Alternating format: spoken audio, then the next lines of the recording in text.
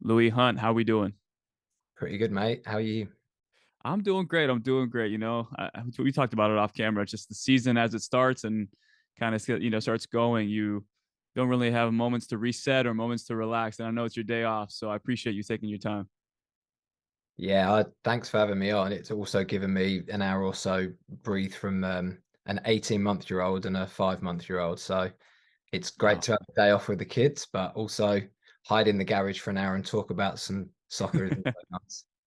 it's funny. I had Chris Sharp on recently from Colorado Rapids, and he has a 2 year old now. And just talking to him about what fatherhood has done for him. So I guess I want to ask you that same question. What is 18 month and a 5 month? You said, right? Yeah, so um rewind like 19, 20 months ago, I was not working in the professional game and didn't have kids, and now I'm in my second season in the NWSL and I've got two little girls. So life can hit you fast sometimes. But it's amazing. I think being in the women's game and then having two daughters is a really cool moment because it's put my career in perspective a little bit, that whether or not the girls end up wanting to have anything to do with soccer, it's good for me to surround myself with amazing female role models to show them what they can do. And that's something that I'd never even really thought about up until 18, 19 months ago when we had our first one. And when we found out that we were having a little girl, that was one of the first things that kind of popped into my mind. And for her, she's not even two, and she's experienced 30,000 crowd in a women's game at Snapdragon, 25,000 up in LA because she come and watch those two games. That's something that, again, you think about the women's game and you put it in perspective. That generation of little girls are growing up in that environment, which is pretty cool. Like you said, you have all those role models, and I think as a father as well, you kind of want to raise those girls in that same kind of like strong personality and really, really stand up for something. So I think that's beautiful. Yeah, I mean, there's some things just as a guy that I won't be able to connect with them around, and yeah, having a female president, a female GM, a female head coach, like amazing female players, they can see, like I say, if they ever want to get into soccer, great. If they don't, they can see that you can still be a leader, you can still be someone that can push boundaries and change the world in a real positive manner. And that's what soccer kind of affords you to do, bigger picture stuff rather than just kicking the ball around on the field. Mm.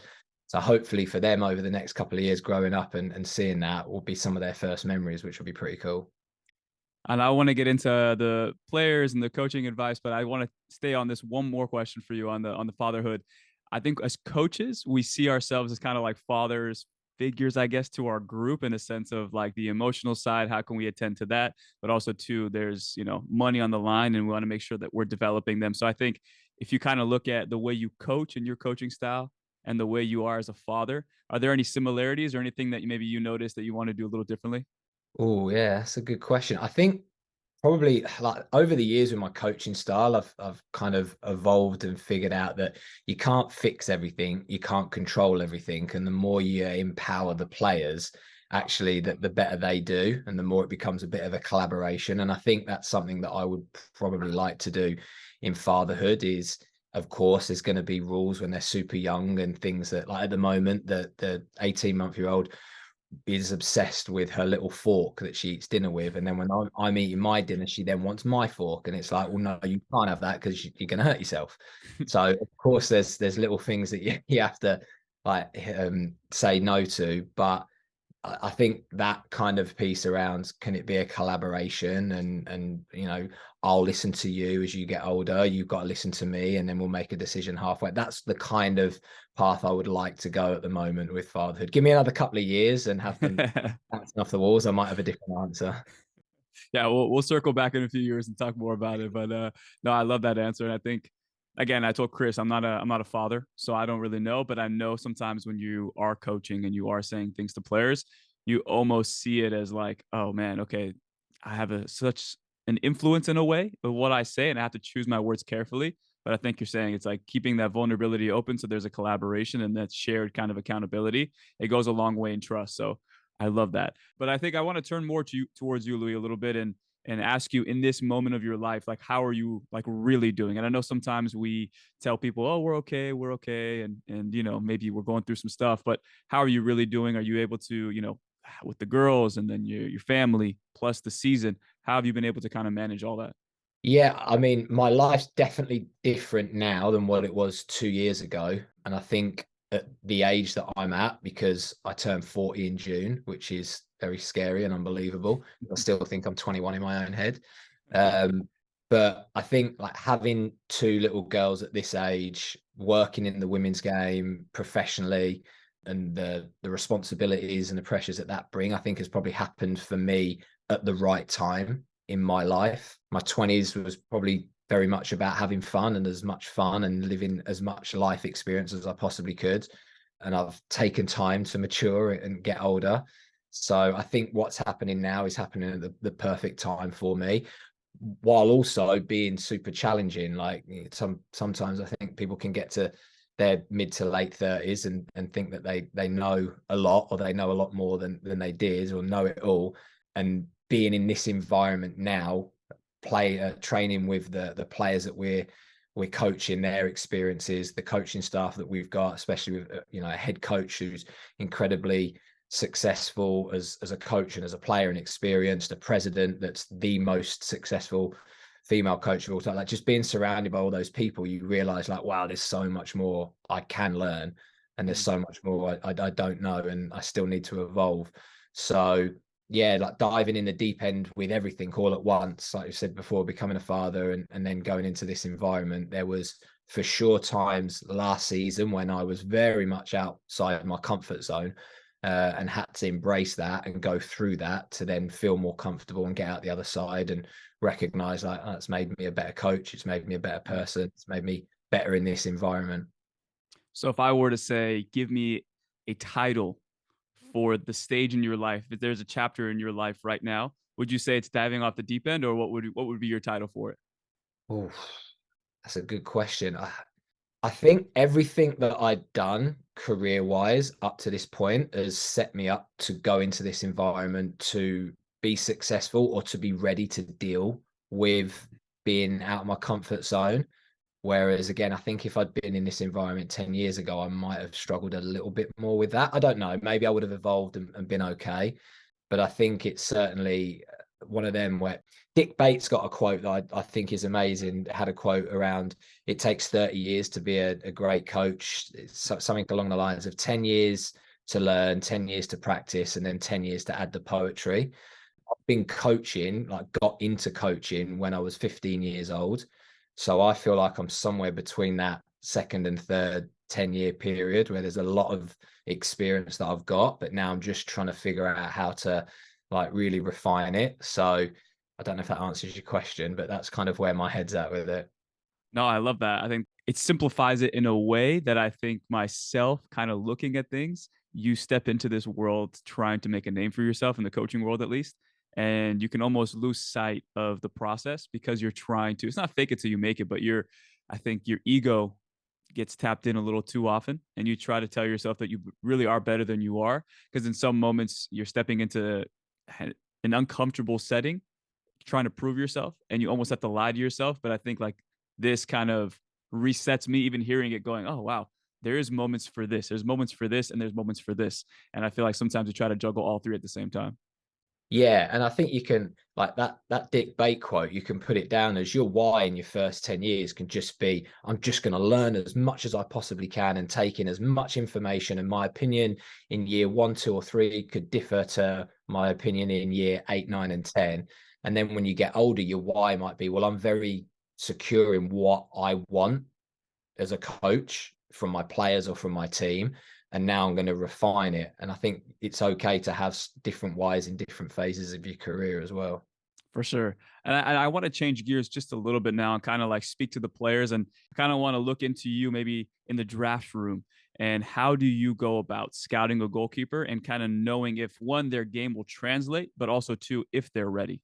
Yeah, I mean, it's really hard when you're just watching games. I think a lot of the clubs in the league do a really good job about doing some kind of combine, where they can get them out. For me, that was crucial. Like we didn't do a set combine like it's just this weekend. we opened up a couple of different dates, and after watching a bunch of goalkeepers, then sent invitations out to, if you're available, we've got training sessions available on these dates or these dates. I think you see a little bit there firsthand of what players' commitments levels can be, unless they're already kind of know that they want to go to another club, or they've already invested in another club's training and that environment. But we had some kids travel across the country just to come in to do a couple of days training, or like 1 day's training. So that's a good thing for us to see a bit about the character and the commitment piece. But I think you've got to see them train. Like when we had Lauren come in and train, I was blown away with how well she defended the goal. She showed me so much more about herself in those training sessions than what I could see in games, even though we watched her a lot. Because games can, like, sometimes you don't get a lot to do in matches. She was in an incredible UCLA team that she didn't have to defend the goal too much. When she did it well. But knowing what our profile of the goalkeeper was out of possession, for example, and what we wanted in our goalkeeper training environment, having her come in and train was like, okay, brilliant. She can do A, B, C, and D, which is really what we want in how we're looking to build for next season. So it's a lot of time and effort watching the games or going out to the games, but getting them in and seeing them firsthand in your environment, because you can also see if they can hang. Like, Mm. can you deal with the level of service, the intensity of the session versus what maybe some of the college training sessions are like? What are some people missing that maybe you would advise them to, so that transition isn't too steep? The biggest thing I think is the psychological approach, because if you're not open-minded, if you don't have a growth mindset, if you're not willing to go through a period of development, or you're not willing to go through a period of struggle and maybe failure, and push through and come out of that, again, you're so limited, because you're going to go from being maybe a stud at the youth level, but then you have to sit on the bench or redshirt for a year or two before you get your opportunity.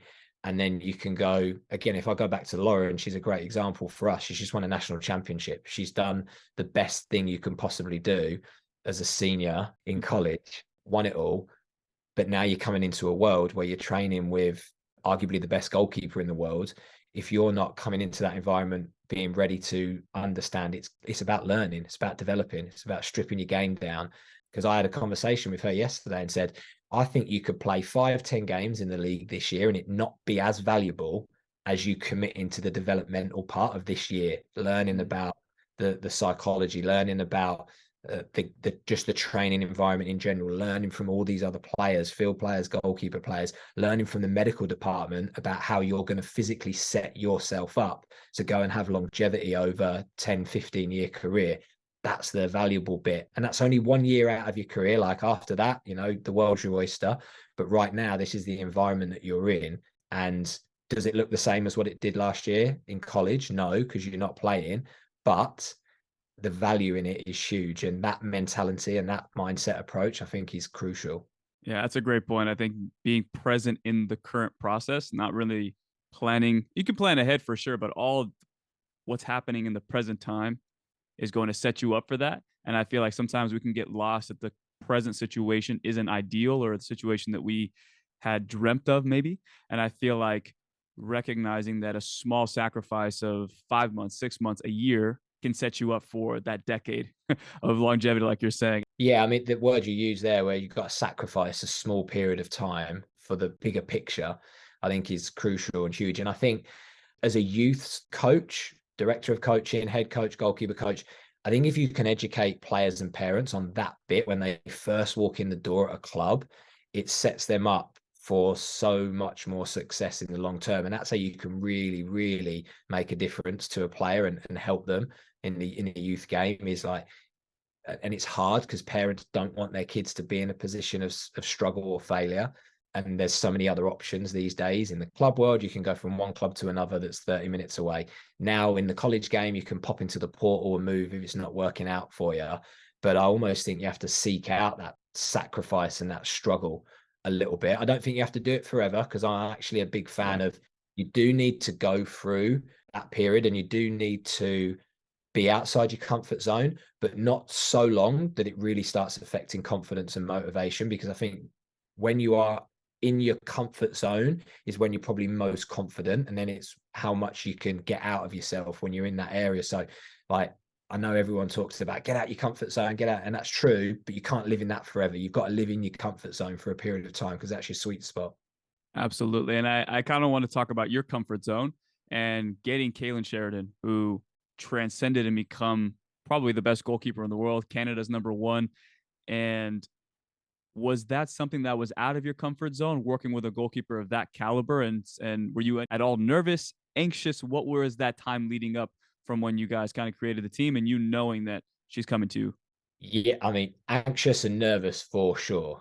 The first session I did with Kailen, it was before pre-season, and the level of intensity in that session, I come out of it feeling like I've just run a marathon. I was like, my legs are done, I can't breathe. I need to get my fitness levels up just to be able to train this player.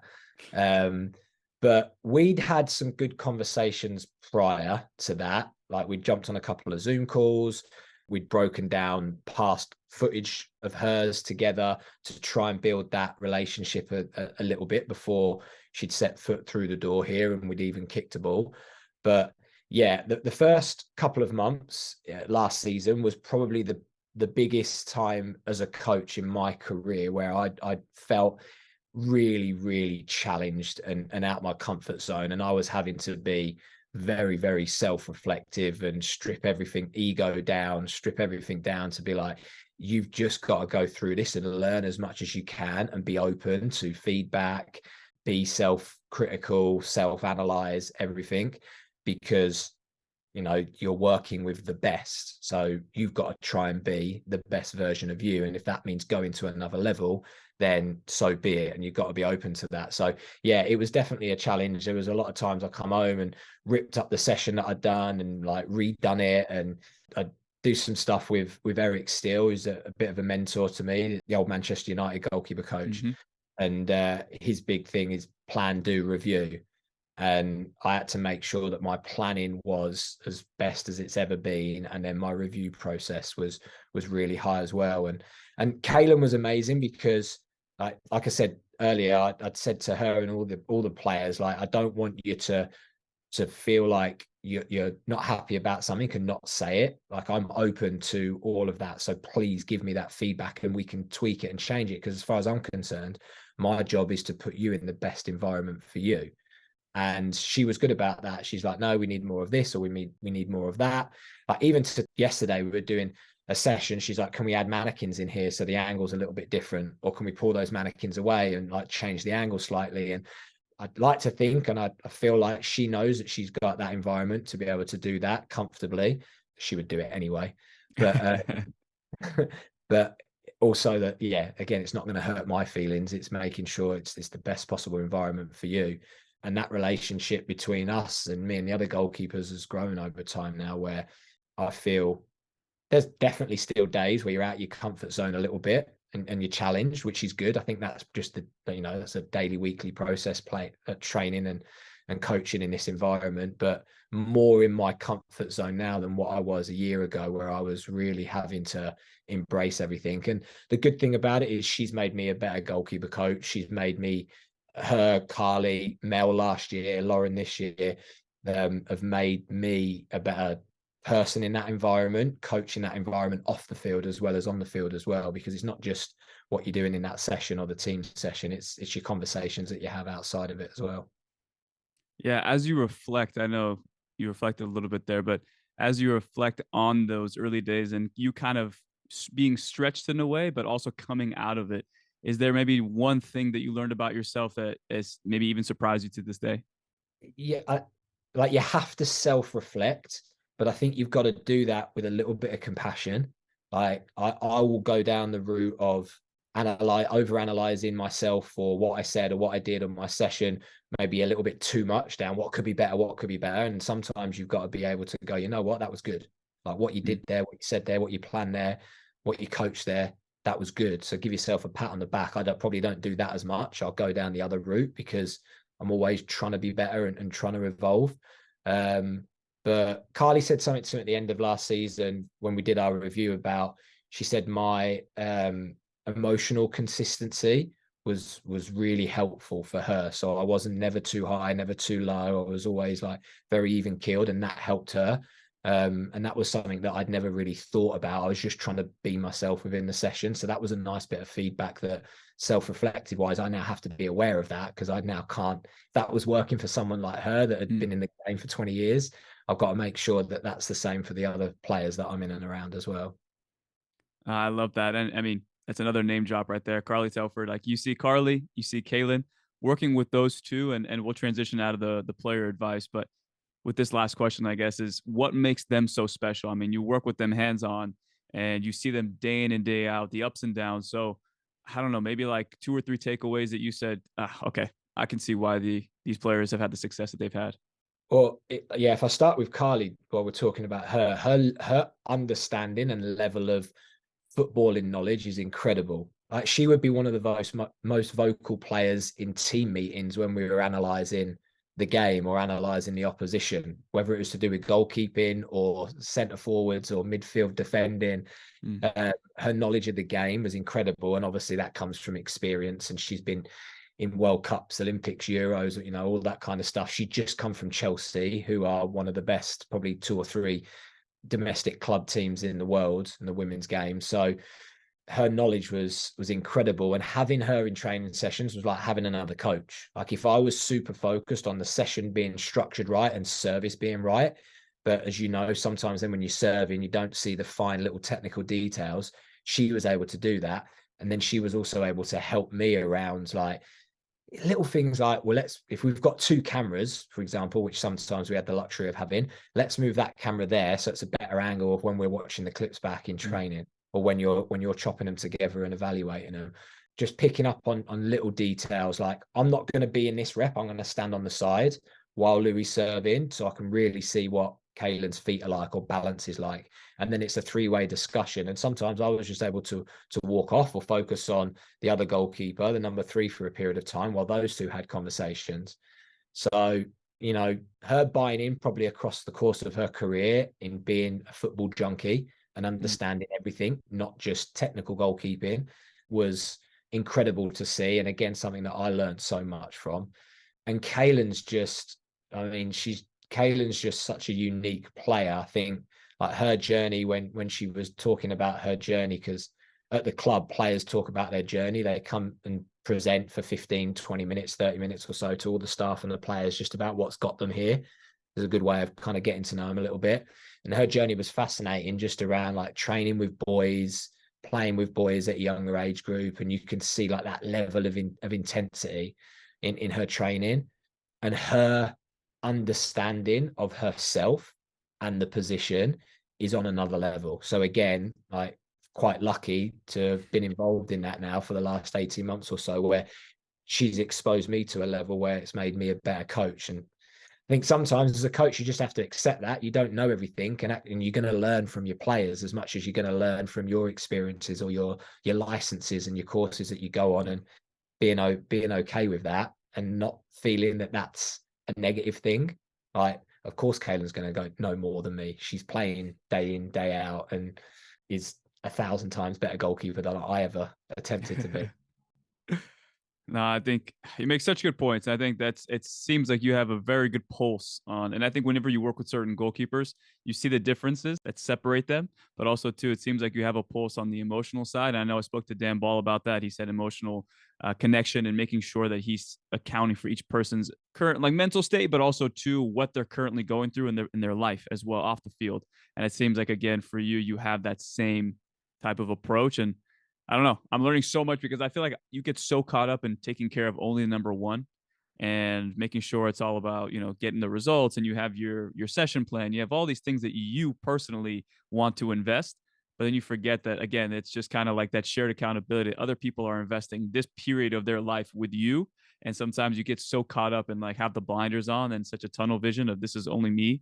And then you kind of have to get this information from you, from Dan, different people, and I have to kind of like open up a little bit and say, oh, okay, there's more to this than just my personal journey. I'm doing this with somebody else. And I have to make sure that in this period of their career, I'm taking as much into account my own personal gain as their personal journeys as well. Yeah, I think it's a brilliant point. And I personally think it's probably just as, if not more important sometimes than the technical, tactical X's and O's session that the players go through or you as a coach put on. If you can be in tuned and aware and get that feeling of what the psychology of the player or the psychology of the session as a whole has, it is that feeling. Like we did a session on, I think it was Monday or Tuesday, where we just ended with small-sided games, and the feel-good factor around the team was incredible at the end of that. And we were reflecting back on it and going like, I said to Case, I felt like we needed that. The players just needed that. They needed a little bit of a strip away from the tactical bit and just like go out and have fun and get after it and compete. And it's that feeling that you have, and you can individualize that all the way down. Like the more you interact with players, and sometimes when you put in a session on, it's going to be a session that psychologically you're going to really challenge them with. And then halfway through the session, can you get a feel of like, maybe they need a little less of it right now and just a bit more confidence, or the other way around. Yeah, I last point before we switch over to, I want to get some love to the coaches as well. But yeah, I spoke to Chris Sharp. I spoke to him yesterday, but when I release these, there's going to be a little bit more time in between. But spoke to him yesterday, so it's still fresh on my mind. And he said whenever he runs a session, the guys probably get annoyed with him because he's just like, "How you feeling? How's everything going?" So he's just like always constantly checking in, and he has that rapport with the guys to be like, "Okay, I know I'm just over asking, but I want you to know I'm curious to know how you're feeling. How's the body feeling? Legs are heavy. I can adjust. No big deal. Just tell me." And I think Yeah. that openness and that willingness to, like you said, just have that understanding of what's really happening for both of you in those moments. But I want to switch now to the coaching side, and I think for us as coaches, training environment and creating that proper experience for each goalkeeper and each player within a session is so important. So if I was maybe on a coaching course and then the assignment was to come watch you and your training environment, what would my impression be? Oof, that is a good question. I'd hope it was something where you can see that it's relevant to the game, and I'd hope it was something that you would be able to see like, every goalkeeper's involved, and there's multiple layers to it. I think these days you kind of limit yourself if you go, we're just going to work on one topic today. So we're just going to do dealing with crosses.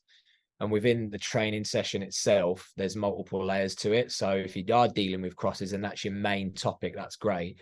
But now for one of the goalkeepers, they're maybe working on their range of passing because they're the ones that are going to put crosses in. And so they're clipping the ball in or they're driving the ball in.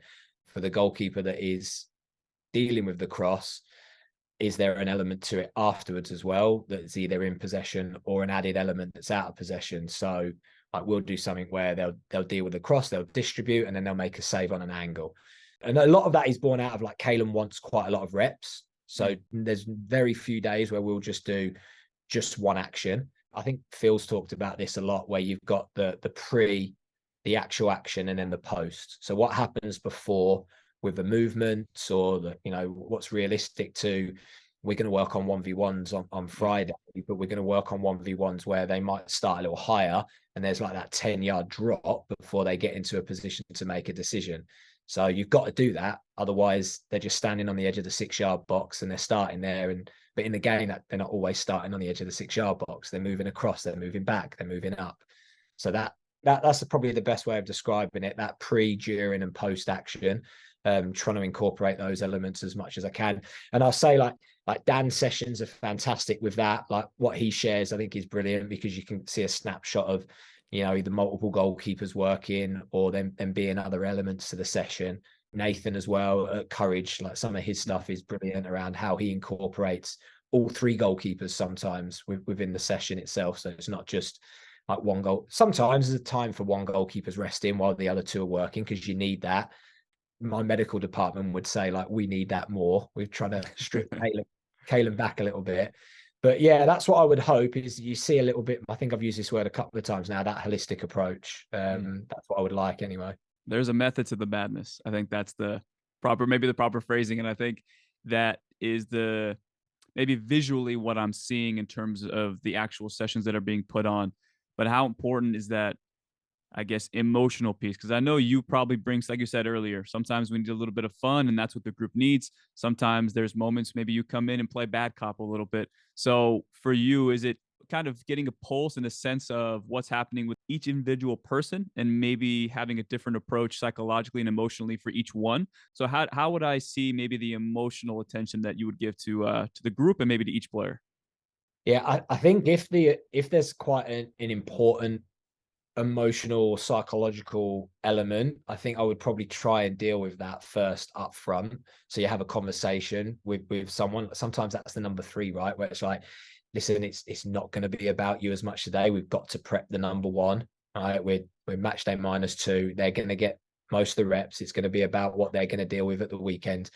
So having that conversation with them first, so that they're at least a little bit aware. And so hopefully you then get them going into the session understanding what it's going to look like, rather than halfway through thinking, oh, Christ, I'm not, how much am I really doing here? Or they just understand that they're only going to get a couple of reps. But also within it, if that is the case, designing a session where it's still tailored to that individual because it's part of their IDP. So that's again where I quite like sessions where you do have multiple topics to it within your framework, and you might turn, like, if you're in goal and your IDP is around 1v1 decision making, well, I can do that by receiving a ball around the side of a mannequin, having a heavier touch. So there's a lot of 1v1 situations created for you.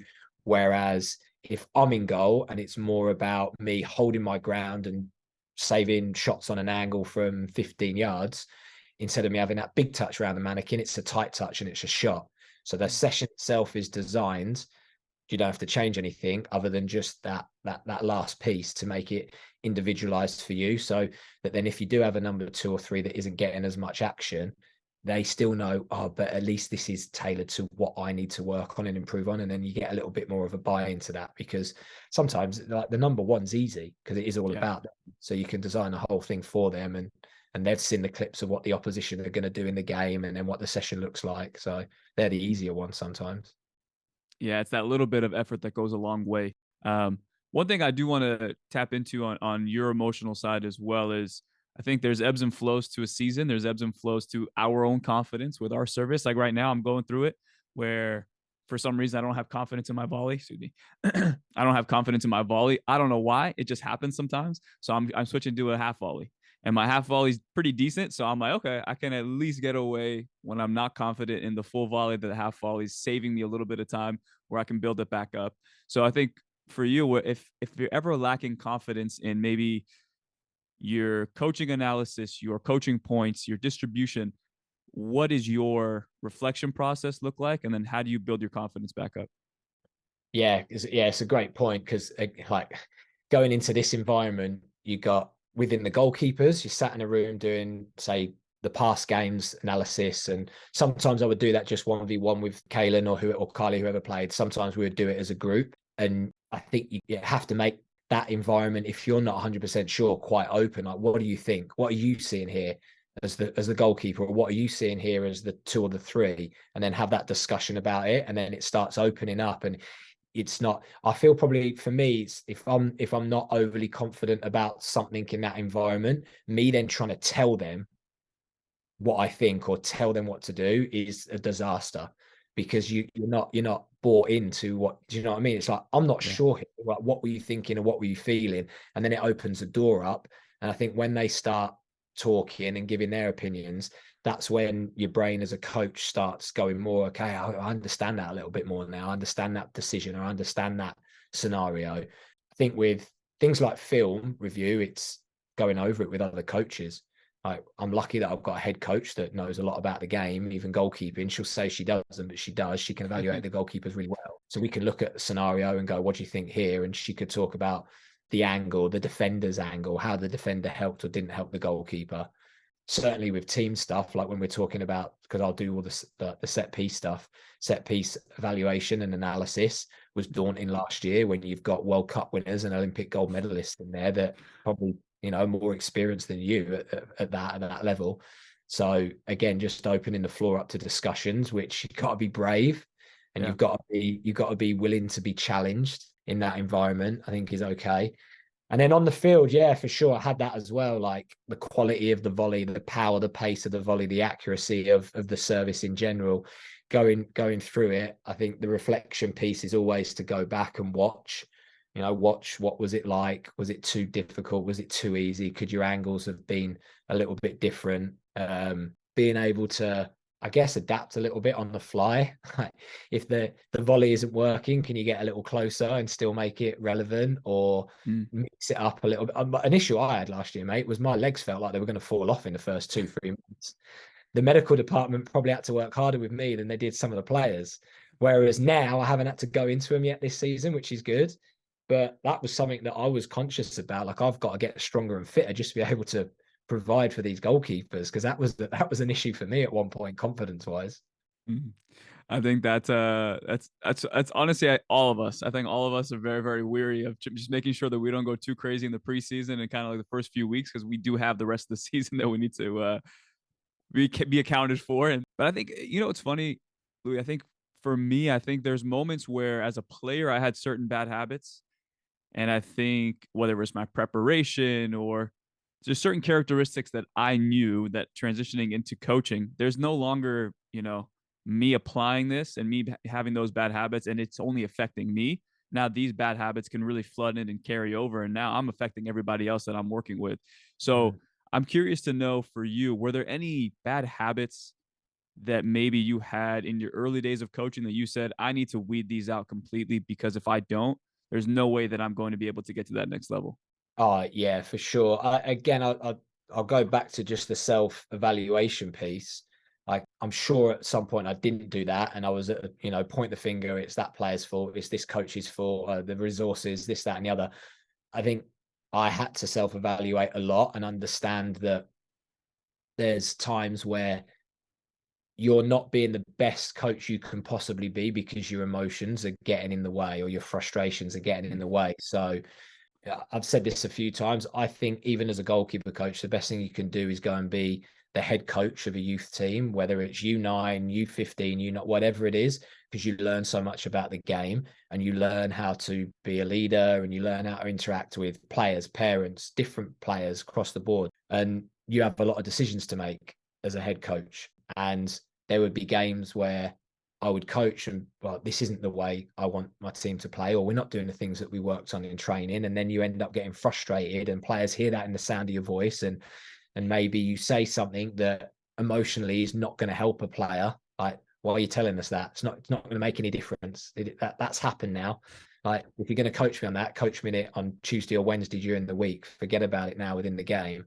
So being able to control that emotion and control those frustrating moments, strip it down to being the goalkeeper coach. It might be an individual action. Your goalkeeper doesn't make the right decision in their build out and gives the ball away. And you're like, oh, we've worked on that so much. Like, she knows that she's supposed to play through there, or not play that risky pass in that moment. And then the other team scores from it. But just understanding that it's happened and you ain't going to change it, and it's now how you respond and react to that that's probably the most important thing. I would say as a young coach, not responding and reacting well, or reacting out of emotion, was probably the mm, biggest bad habit that I had to get out of my system. I think there's a few people that have talked about it, and I don't know if I'm going to get this right now, but you got like three levels: your unconscious incompetent coach, your conscious incompetent, and then your conscious competent. So you have no idea that you're not very good, and you're just doing what you're doing. And then with self-reflection and self-evaluation and going on licenses and all that kind of stuff, you're aware of the things that you need to work on and you're not very good at. So it brings you back. And then your conscious competent is when you're like you're in the moment, you're very aware of what you're saying, how you're saying it, and the reaction that you're getting in the moment. And that's where I think we're all striving to get to. And not there all the time, because you still react out of emotions, certainly on game day. But working my kinks through that, and then just being a better planner. Even to this day, is sometimes going into sessions and going like, I've got an overall view and understanding of what we're going to do today and a framework, but I want to be comfortable with not blagging it, but allowing a little bit of space for creativity and thinking on the spot, versus that's good, but can you do that while you're still over planned? mm, Be aware of what happens if one goalkeeper needs to go out of the session for 15 minutes. What happens when you go into the team training and you've only got 20 instead of 22 because something happens, and having that flexibility. And I think that comes through a lot of the planning process and all the different scenarios that could happen. Yeah, I think that's the end all be all at the end of the day is like all these habits that you're trying to correct, like you have to embody all the little changes. And I feel myself, it was always, I'm going to change this. And once I change it, I don't have to worry about it again. And in reality, it's like you have to continue to tend to those things and sharpen those things. And I feel that was a bad habit for me. It was just, I figured it out. I'm done. Yeah, no, yeah, for sure. And like the crazy part about football is you go through like your Monday, you've like over planned and you put on a good session, you feel good. And then Monday is very, very quickly gone and you got to do it all again on Tuesday. And whatever you did on Monday it's not too much money in the bank, because if you mess it up on Mm. Tuesday, that's the last thing that the players are going to remember, and you're going to then prepare them for going into the next session. So yeah, it's that ever flowing constant piece, which is super challenging. Yeah. And before the episode, I was doing a little bit of research on you and kind of seeing a lot of the different stops that you've made. And I'm sure everybody who listens to this podcast will probably get annoyed by this saying, but I loved Steve Jobs, and one of the quotes that he said was, "When you look at things in the future, you can't really connect the dots. It's only when you start looking back and you start saying, oh, this happened because of this happened because of that." And I think our coaching journeys and our own life journeys are very similar to that, in the sense of you don't really know where you're going, but you start connecting the dots only when you look back and say, I was supposed to meet that person. I was supposed to take that job. That sacrifice was worth everything. So I want to know from your personal journey, have there ever been like those decisions where maybe you sacrificed, or the opportunity that you saw wasn't a big one, but you said, you know what, there could be a potential ROI here that I can't see, but I know the coach that I'm working under is a genius, or they're very, very smart. So maybe I'm not getting monetary gain, but I know I'm getting emotional and tactical intelligence from this person. Yeah, I mean, when I very first came out to the States and started working, I would say that Um, arguably the first 5, 6 years or so, I'd learned with environments or by people really about how not to do it, like how I wouldn't do it. I'd like when I first come out here, I was working as an assistant coach in high school, and like I won't name drop or anything, but I was sat there thinking like, this is awful. What are we doing? Like, the sessions are terrible, the planning's terrible, the communication's terrible, how the coach is talking to the players is terrible. So sometimes you learn a lot in those moments where you're in it and you might not want to stay in that environment for too long, but you can learn from things that is this is not how I would do it. And so that gives me some perspective moving forward, because I've seen a player react badly to a coach say that or do that. So I would not do that, because I wouldn't want that reaction out of my players. But I think like the biggest thing for me, and I loved everything that you said before that question, I think trying to expose yourself to as many different environments as you possibly can is crucial. Like I've done club, I've done high school, I've done semi-pro, college, boys, girls side, as much as you can. And yeah, there's been some times where I'm like, I'm not sure what I'm going to get out of this, but I'm going to experience it for a year or so, or 6 months or so, and see what happens. I would say like when I got in the college game, that was probably a little bit like it. I didn't necessarily at the time have a massive desire to go into the college game, but it was an opportunity that presented itself for no money. I mean, I was like, cool, yeah, let's see what this looks like, and go and have a look there. And I think that's it, just opening yourself up to as many different environments as you can, because you will learn something. I think you've got to try and find a mentor at some point along the way. And I've been lucky enough where I've had that with outside of work environments. COVID was a big one for that, just different things that through Zooms expose you to people across the country. But earlier in the process, like, we were super lucky when I was at LA Surf. They were LA Premier back then, and LA Chelsea and LAFC before LAFC. We brought Tracy Kevins in as like a coach consultant before she coached teams. Tracy's now the U20s national team coach. And I was really fortunate to have her kind of oversee my teams a little bit and work with her and kind of tap into her brain around the time I was doing, I think, either my B or my A license. And on one of those courses, they said, like, after the course, you've got to go away and find a mentor. And, I basically said, you've got no choice in this, Trace. Like, you're my mentor, because she was the best coach that I'd worked with at the time up to that point. So, you got to get a little bit lucky, but you got to also find people that, you connect with and you can learn from. Again, just being open to any environment, even coaching small Division 4 girls high school, I learned lots in that environment. Like, I'm going to go and do it for whatever it is, the season, 4 months, either as like, I've done a head coach, assistant coach, goalkeeper coach, whatever it is. And you'll learn something that will set you up for something that you might not realize for another 5, 10 years. Yeah, I think that's what it is. I like to say it's just being very present and being self-aware that there's moments that you are being presented with that you can either say I'm having a passive experience where time is passing, I'm not happy, I'm not getting paid what I want to get paid, and I'm not agreeing with the coach. But then there's moments where you're like, I'm super present, like you're saying, knowing this is not the way I want to communicate to the players. And I think that's where you start to form in the shadows a little bit before anybody has any pressure. You're like, your word is the final, like the final word for the team. You kind of start to form and build certain things. And then I think over time, when you are in the NWSL, you are going into youth national teams, all those little pieces start to become a piece of you and the identity starts to form.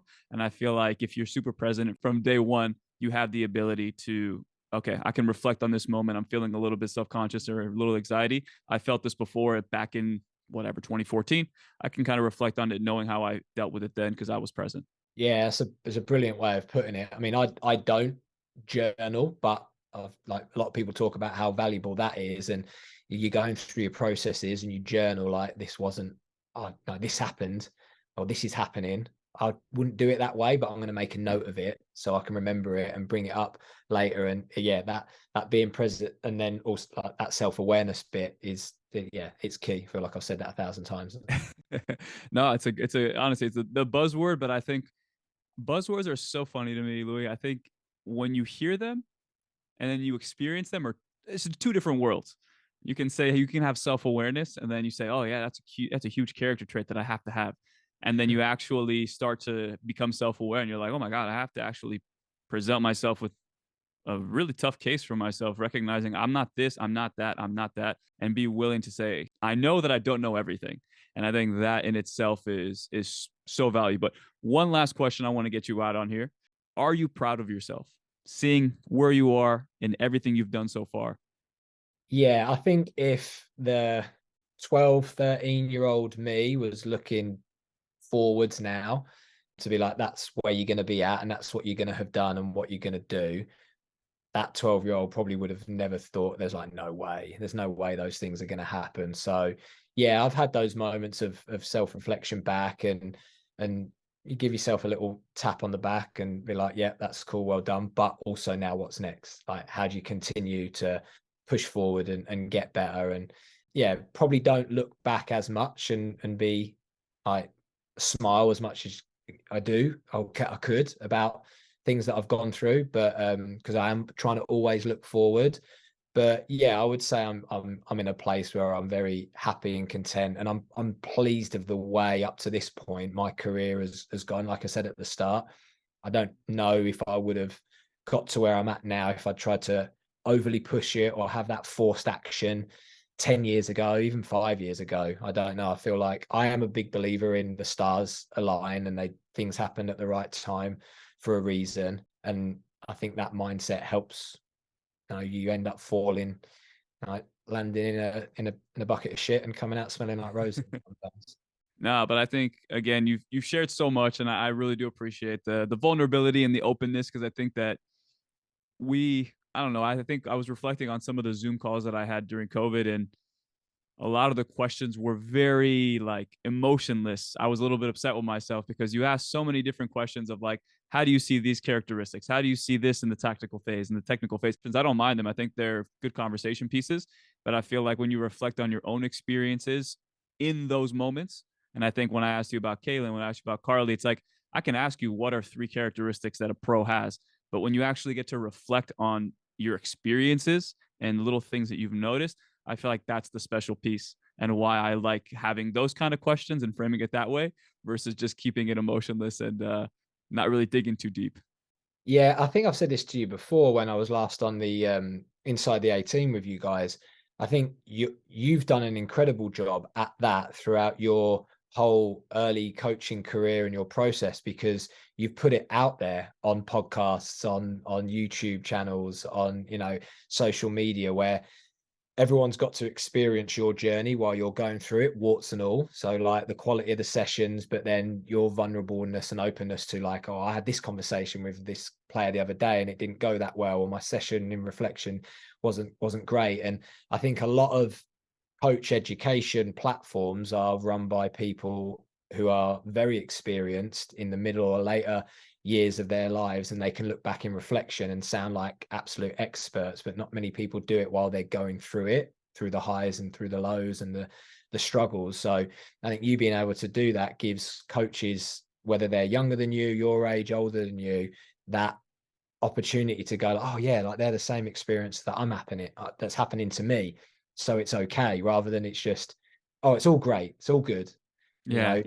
Then no one's ever gone through a process where it's all good, even the ones that self-reflect about, well, this is what you should do.